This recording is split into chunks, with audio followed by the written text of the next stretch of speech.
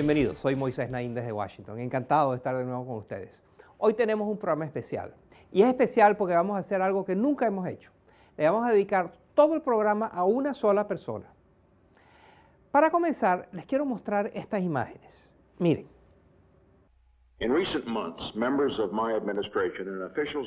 ¿Qué tienen que ver estas imágenes entre sí?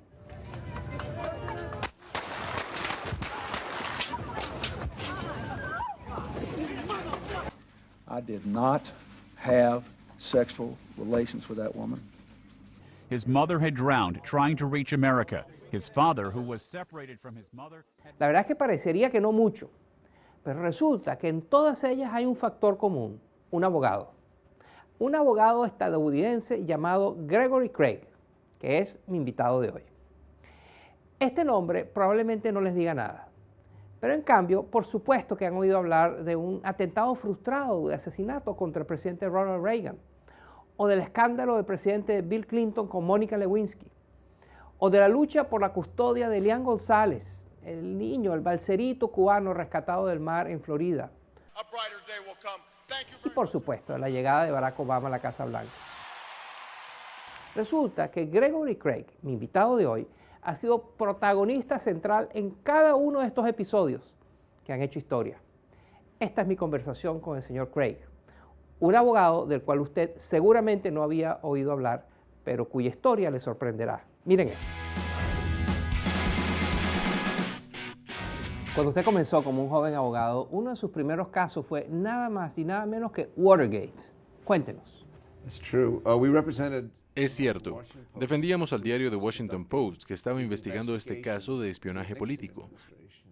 In recent months, members of my administration and officials of the Committee for the Re-election of the President, including some of my closest friends and most trusted aides, have been charged with involvement in what has come to be known as the Watergate affair.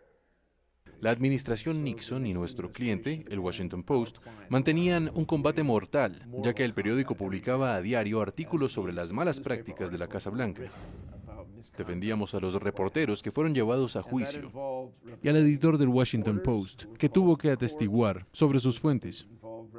Estuvimos en el tribunal cuando el vicepresidente de Estados Unidos, Spiro Agnew, dimitió por cargos de corrupción. Cada día el Washington Post publicaba algo nuevo y no sabíamos lo que iba a ocurrir al día siguiente. Y de allí pasó a representar a Richard Helms, el antiguo director de la CIA. Helms estaba siendo investigado porque presuntamente mintió a la Comisión de Relaciones Exteriores del Senado cuando testificó sobre el papel de la CIA en el golpe de Estado en Chile. Fue la administración Carter la que amenazó con procesar por perjurio a Richard Helms. Y de defender al exdirector de la CIA, usted pasó a defender a un joven que intentó asesinar al presidente Ronald Reagan. Usted defendió a John Hinckley. John Hinckley era un joven muy conflictivo de Colorado, que vino a Washington con una pistola y disparó al presidente y a otras 3 personas, con la intención de ganarse el amor de una estrella de cine.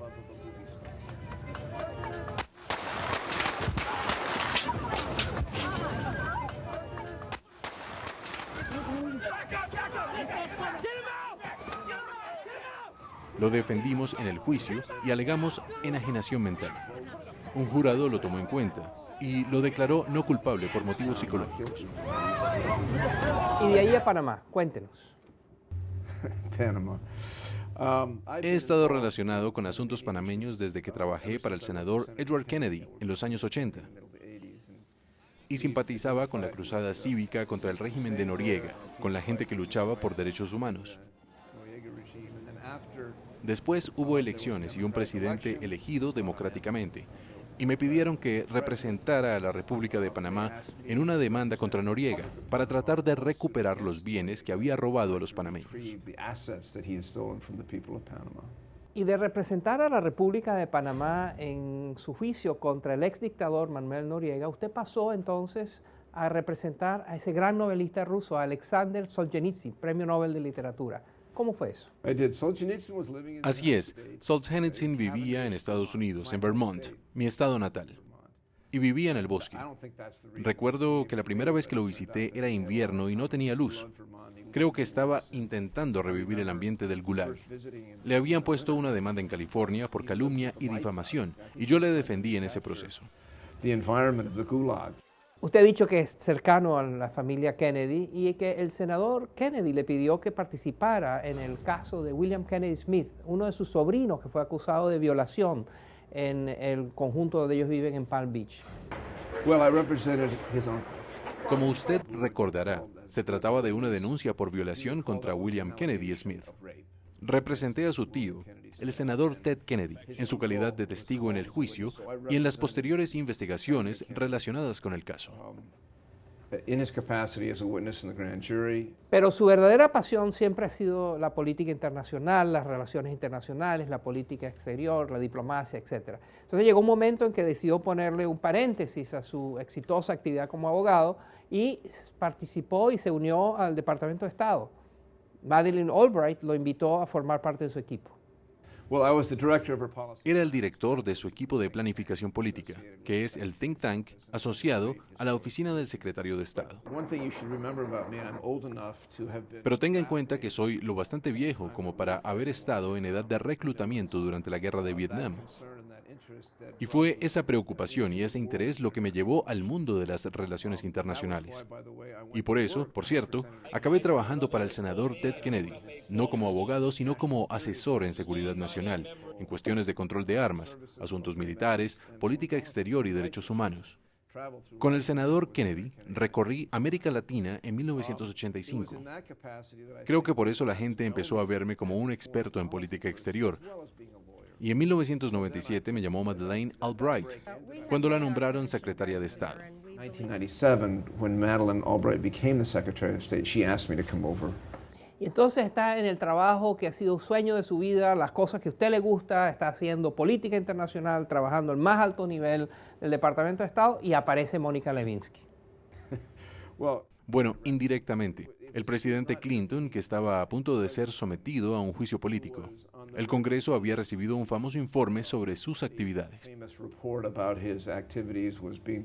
El famoso informe de Kenneth Starr con todas las acusaciones contra el presidente Clinton. El informe de Kenneth Starr, que detallaba gráficamente y con amplísima extensión su relación con Mónica Lewinsky. Ese informe sirvió de base para las audiencias en la Cámara de Representantes que acabaron llevando a Clinton a juicio político. El presidente me pidió que dirigiera su defensa, que coordinara al equipo legal con los equipos político y legislativo para desarrollar una estrategia conjunta de defensa en el juicio político. I did not have sexual relations with that woman, and I need to go back to work for the American people. Thank you.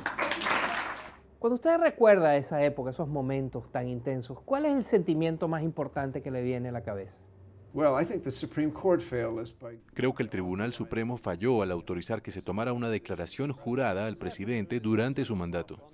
Creo que las audiencias y procedimientos en la Cámara de Representantes fueron negligentes. La Cámara de Representantes es la encargada de votar si un presidente debe someterse a un juicio político. Y votaron a favor. Pero la decisión de si debe o no ser destituido la toma el Senado, la Cámara Alta. Y al final hubo un juicio de 3 semanas en el Senado y los senadores decidieron absolver al presidente Clinton. Yo fui uno de los abogados que lo representó en todo ese proceso.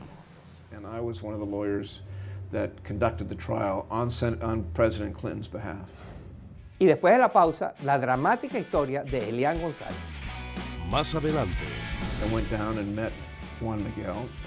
Fui a Cuba, me reuní con Juan Miguel, el padre de Elian, que me pidió que lo representara, y me convertí en su abogado en Estados Unidos.